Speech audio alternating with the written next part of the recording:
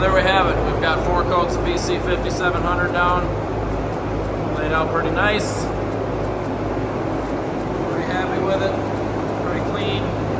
So what I want to show you guys now is the difference between a fresh paint job and one that has dried and has been cured with the infrared light.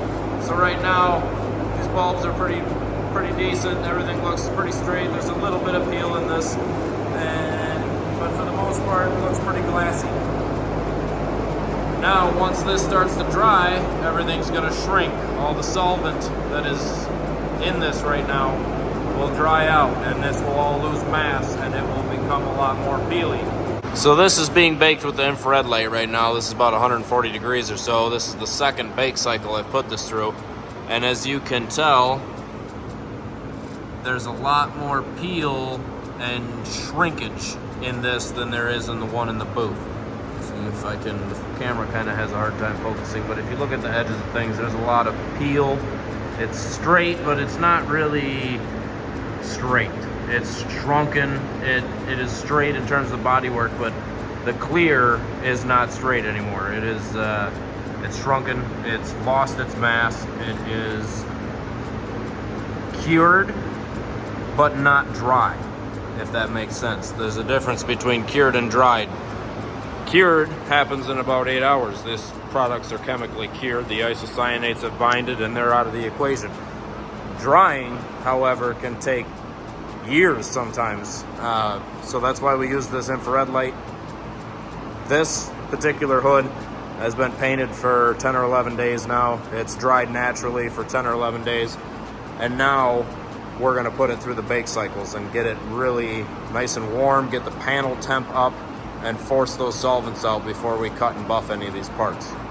So the whole purpose of baking this clear like this is we want a good hard clear to sand on. If it's soft, it's going to sand. It's going to be a lot harder to get it straight, and it's going to plug the paper up. It's just not going to be fun to sand. So what we're doing is heating the metal. So this light, this infrared light, is actually heating the panel and forcing solvents out from the bottom up. Heating the bottom first. That's how infrared works. So that we can get it to look like this. If you look at those boards in that reflection, this is not buffed yet. This is only sanded out to 2000 grit. What we did on this is block this once with a linear block. We used the 18-inch flex with 1000 grit wet sandpaper. Blocked this once, D8 it with 1500 and 2000. And that's what we get after the clear has been properly cured, properly dried, and properly sanded.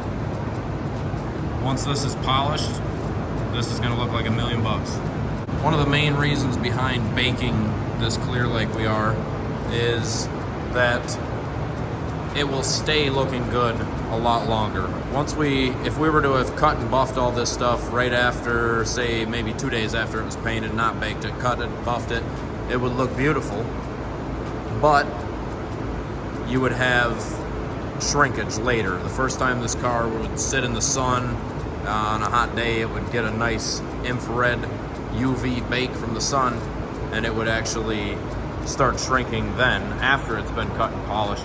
So if you've ever had a car that you have cut and polished and then all of a sudden it comes back and it looks really wavy or chunky, that's a sign of not curing your product good enough before cut and buff.